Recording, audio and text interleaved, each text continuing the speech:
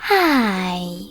In front of me is the DOOGEE X97 Pro, and today I would like to show you how you can block app notifications.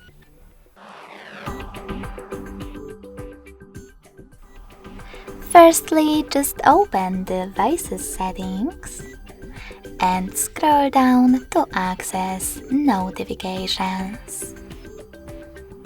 Now select App Settings, click on Most Recent, and tap on the best option for you, in my case, All Apps.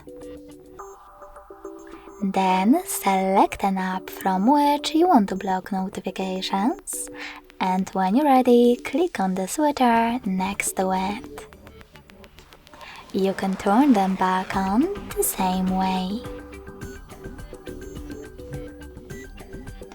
If you want to, you can always just click on one of your apps on the left